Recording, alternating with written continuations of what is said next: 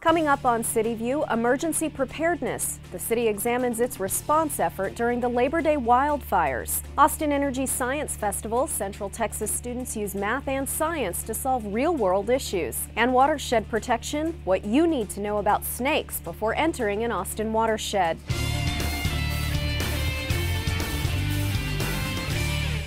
Thanks for joining us. I'm your host, Leslie Sopko. Those stories and more, but first our top story. The Austin Water Utility is wrapping up work on a 4-mile-long wastewater tunnel beneath Lady Bird Lake. When complete, the tunnel will transport wastewater from downtown Austin and parts of South Austin to wastewater plants for treatment. This project replaces aging pipes that were installed more than 50 years ago and allows engineers to eliminate lift stations that are expensive to maintain. The bulk of the work is being done about 60 to 80 feet below ground, with the tunnel running across Lady Bird Lake 3 times. Engineers say the new pipes are made with resin, which resists corrosion better than traditional concrete. They are expected to last at least 100 years, which is twice as long as the old system. The project is expected to be completed this fall. Austin Mayor Lee Leffingwell hosted the second annual Emergency Preparedness Summit to discuss how well multiple jurisdictions in Central Texas work together when responding to emergencies. Elected officials and emergency management coordinators used the Labor Day wildfires as a case study during the summit. During this incident, the Austin Fire Department and Austin-Travis County EMS assisted emergency personnel in Bastrop, as well as other communities impacted by the wildfires. Mayor Leffingwell stressed the importance of effective communication between organizations and commended Austin for its response.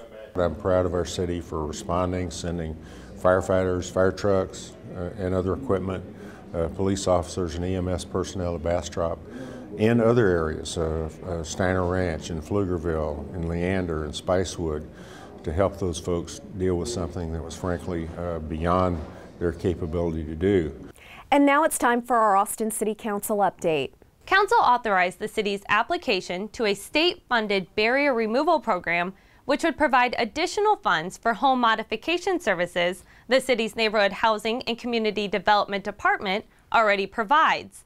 Barrier removal projects help Austin's elderly and disabled residents who have some type of barrier or obstacle that keeps them from being mobile. For instance, they could need a wheelchair ramp, possibly a door widening so it fits a wheelchair, or an accessible shower.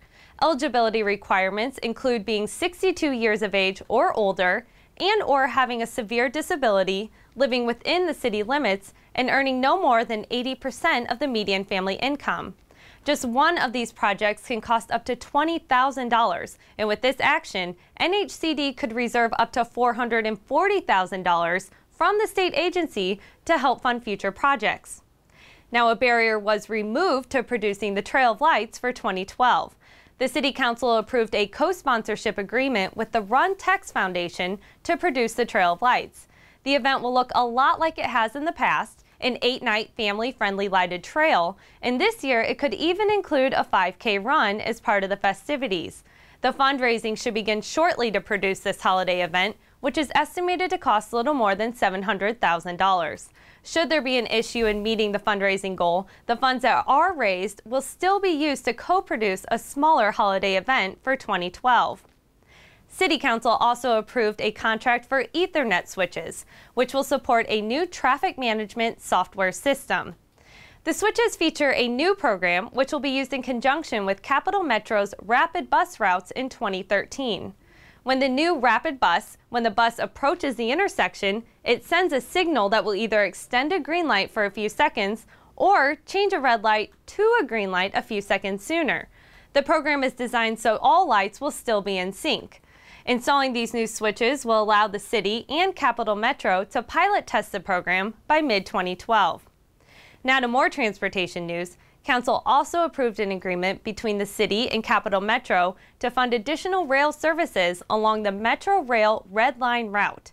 Service will start running from the most westerly Red Line station that's within city limits to the downtown station on Friday nights from 7 p.m. to midnight, and again on Saturday nights from 4 p.m. to midnight. This is in addition to the already running service routes. Capital Metro will reimburse the city for extension costs. In all, Council considered 78 items at its March 1st meeting. The next meeting is scheduled for March 8th. For CityView, I'm Samantha Park. Well, have you ever gone camping and feared whether a snake might pop out of nowhere? Austin's watershed protection instructors run the same risk when providing outdoor student tours about Austin's watersheds and the Edwards Aquifer. That's why they go through extensive training on how to deal with wild animals before hitting the trails. Here's a behind-the-scenes look at one of those training courses. What about that pupil? Could y'all tell? Yeah, he looks kind of mean though, doesn't he? We're educating some of our educators. The park rangers are here doing one of their training sessions, and also we're bringing some folks in from Watershed Protection Department in order to kind of give them the ins and outs on when is appropriate to act when there's a reptile encountered either on the trail or in a cave. So we're going to be doing some practicing with moving some non-venomous snakes from place to place in order that they get practice moving those if the need arises. This is a good opportunity for me to get bit. Yeah. The importance of the public being able to, and as well as city employees being able to recognize these not as incidents but more as opportunities. All right, no, grab him, he's getting away. In order to interact and to educate themselves as well as educate other people, something I have a tremendous passion for. You did it. I am learning about snakes and how to handle them. If you come across a snake, what do? We learned about different species of snakes, and then the good part was being able to handle a snake. I've got the weight here. I can do here all day long. Nothing's going to happen. We learned about grabbing its tail and using a tool and putting it in a bag if we come across one. I am in snake habitat quite a bit with children with my job. It's fantastic that the City of Austin supports a program like this, that it has this kind of education accessible to so many kids. It's really wonderful to see young people learning about their habitat and their environment and how to take care of it. I've touched a pet snake before, but I've never used a tool and handled its tail and felt the muscles in that way when it's trying to get away. Some 10,000 students, parents, teachers, and volunteers participated in this year's Austin Energy Regional Science Festival. This is Austin Energy's largest community event of the year and one of the largest regional science fairs in Texas. This year's event showcased more than 2,500 science projects from more than 200 schools in Central Texas. Middle and high school students who placed first, second, or third advanced to the state science fair competition. The regional competition requires some 500 judges and more than 100 general volunteers. Students say the science competition motivates them to solve real issues. Just do something that's never been done before and do something that actually has some application for use in the world. So it's a very unique opportunity to do something that could really have an impact on the future and just the world. It's important to us that they continue to love the effort, the endeavor behind science. And they're going to be our future workforce, and so we need those future engineers because they're going to solve, again, the problems that we face and that we're trying to tackle at the electric utility, at high-tech companies, at all the companies here in Austin. Winners from the Austin Energy Regional Science Festival and 10 other regional competitions in Texas advanced to the State Science Fair to be held March 29th in San Antonio. And finally, new artwork from the 2012 People's Gallery is on exhibit at Austin City Hall. The new gallery is located on the first 3 floors of City Hall and features more than 150 pieces of art from local artists. One of the chosen artists is Sun Young Chung, who created a sculpture that mimics the spiral motion of the human DNA double helix. Her husband, sculptor Philippe Kleinfelter, designed the stainless steel spine for the artwork. We caught up with them while they were installing their pieces.